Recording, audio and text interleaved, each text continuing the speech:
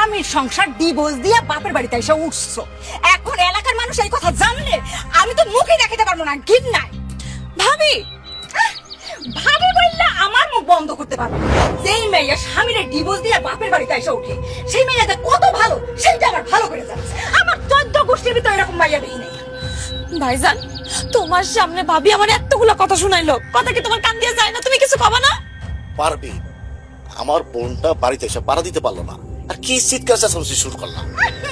একদম চিৎকার চেঁচামেচি করে বড় অন্যায় করে ফেলছি। ওনার বোন আইছে মহারানী, তার একদম হাত পা ধোয়া চেয়ারে বসাইয়া তাল পাখা দিয়া বাতাস করে একদম পোলাও কোরমা খাওয়াই দিব, তাই না?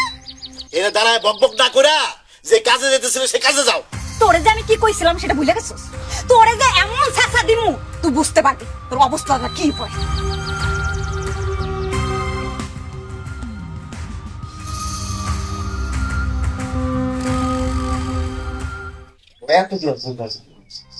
একটা মানুষ পঙ্গু হইলে জীবন শেষ হয়, তবে সামান্য কষ্ট না, কিছুদিন পরে আপনি সব ঠিক হয়ে যাবে।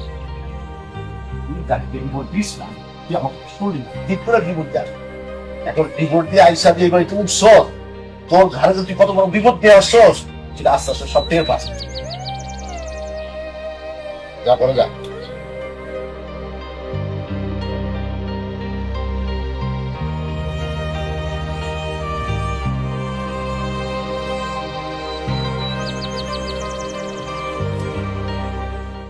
এখন তো আমার বউ আমার উঠতে বসতে খালি পিসবো পাটা পোতার মতো পিসবো।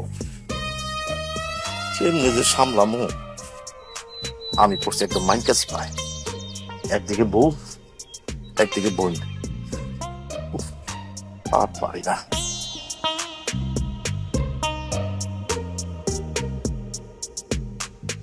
মহারানী এসে হ্যাঁ আবার আমার রান্না করে খাওয়াইতে। এই এই তুই বিলার মতো পলা পলা কই যাইতেছ? তুই আমার গায়ে পাতি মারলি কেন? কেন পাতুই মারছিস বুঝছ না? হ্যাঁ তুই ওই আপদ কেন আমার ঘরে উড়াইছস? আরে বাবা রে, আমার মায়ের পেটের বোন ফালাই দেয় কেমনে? মার পেরে বলি দেখাইতেছি তোরে, তোর মা নিয়ে বোন দেখাইতেছি। কপাল দোষে যে এই বেটারে বিয়া করছি আল্লাহই ভালো জানে। আমি এগুলো সহ্য হইতে আমার। আব্বা আমার টাকা নিতে পারেছে, টাকা দেন, লাভ সহ আমি নিয়ে চলে যাই। ও বাবা, এই সময় আমরা এত টাকা কই থেকে দিব? কোত্থেকে দিবেন সেটা আমি কিভাবে জানি? আপনার ছেলের বউ আপনার ছেলের ছেড়ে চলে গেছে, শুনতেছি আপনাদের নাকি গলা পর্যন্ত ঋণ। আবার এটাও শুনতেছি আপনারা নাকি ভিটামারি বিক্রি করে শহরে পালাবেন। এটা তুমি কি কইতেছো বাজান? এগুলো আমার কথা না, এলাকার লোকজনে কয়।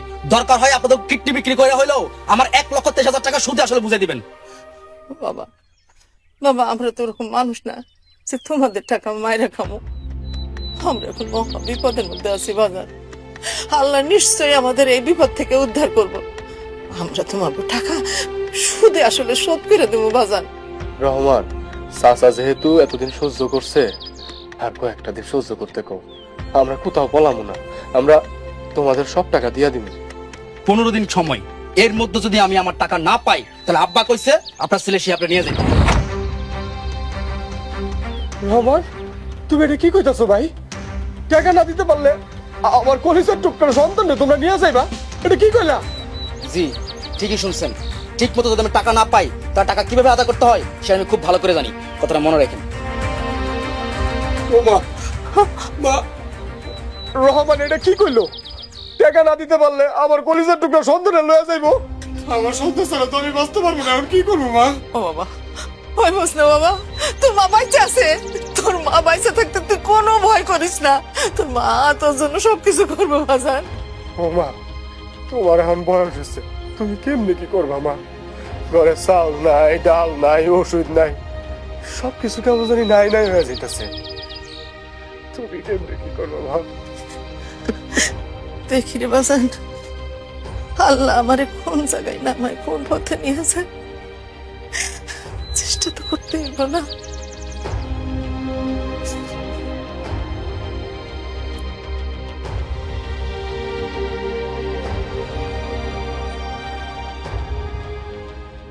টিয়া, বাজার আমার কাছে আয়, বাজার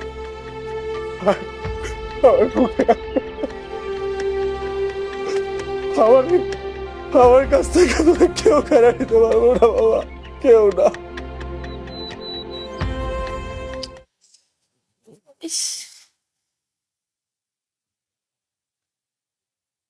ভাবি আর কতক্ষণ, খিদা তো আর সইতেছে না। কোন জায়গায় মহারানী হয়ে গেছেন, তারপর বলতে বলতে মুখের সামনে নিয়ে খাবার ধরুন। এই যে আনছি, খাও। কত করে গেল এবার, গিলে একটু সরো।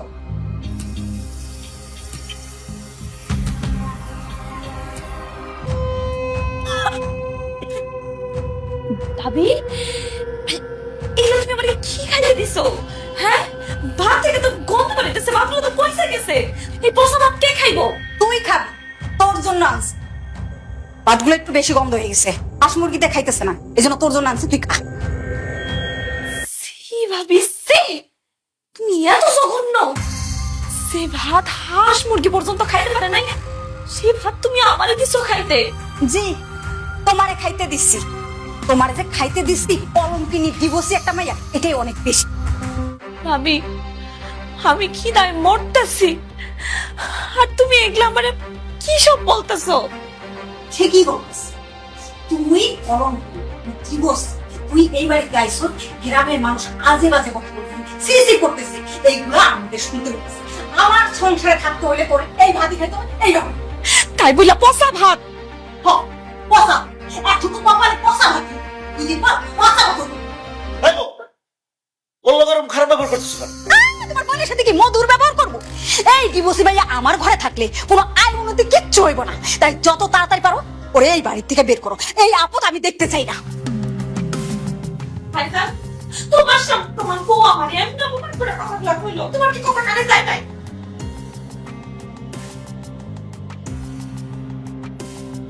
তোর কারণে তো আমার সংসার আমি অশান্তি করতে পারবো না, আর আমি চাই না তোর কারণে আমার সংসারটা ভাঙুক। তোর যদি ভালো না লাগে, তুই যেদিকে খুশি সেদিকে চলে যেতে পারস, আমি তোর বাধা দিব না। ভাইজান, তুমি এটা কইতেছো?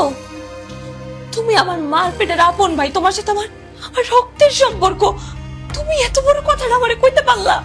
এইসব প্রশ্ন এখন করে লাভ নাই। তুমি যদি এই সংসারে টিকতে চাও, আমার বউয়ের কথা মতো চলতে হইবে, এখানে আমার কিছু করার নাই। তুমি বুঝা দেখো তুমি কি করবা।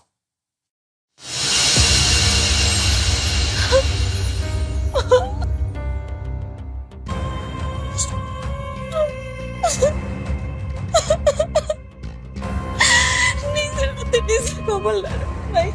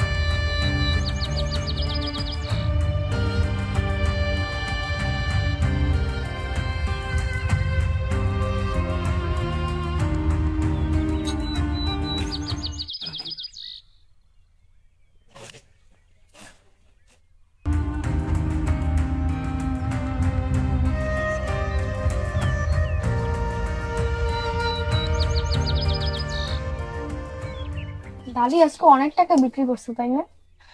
আমার দাদু ভাই আজকে অনেক টাকা বিক্রি হয়েছে। এই টাকা দিয়ে কি করবো আজকে জানো? আগে তোমার বাপের জন্য ওষুধ কিনি, তারপর মনে করে একটা মুরগি মুরগি দিয়ে কি করবো জানো? মুরগির বিরিয়ানি করবো, ভালো হবে না? দাদি ওই নেকা রহমানকে আমাকে নিয়ে যাবে, আমার কিন্তু খুব ভয় লাগে। আরে না, নেকা রহমান কেমনি নিবো তোরে? এইভাবে যদি প্রত্যেক দিন বিক্রি বাট্টা হয়, তাহলে প্রত্যেক দিন নেকা রহমানরে আমি 1000 টাকা করে দিয়ে দেবো। তাইলে তো আর কিছু করতে পারবো না। আর তার মধ্যে তো মনে কর রাম ভগবান সুস্থ হয়ে যাবে, তখন তো আমার কোনো চিন্তা থাকবে না। ঠিক কইছে বাবু, আমার বাবু যেদিন হাঁটতে এই দিন থেকে যে আমার কি ভালো লাগবে। হ্যাঁ অনেক ভালো লাগে। আমার গলায় সুস্থ হয়ে যাইব, আবার দোকানদারি করবো, তখন আমার আর কোনো দুঃখ থাকবো না। দাদু ভাই, তোমার দোকানে বসো, ওই পান শেষ হয়ে গেছে তো, পান আর সুপারি ওই বাজার থেকে আনতে হইব। তুমি কিন্তু দোকান থেকে নড়বা না, ঠিক আছে? এখানে বসো, আমি যাই থেকে বাজারে বসো, যে যাই তো যাবা না, হ্যাঁ?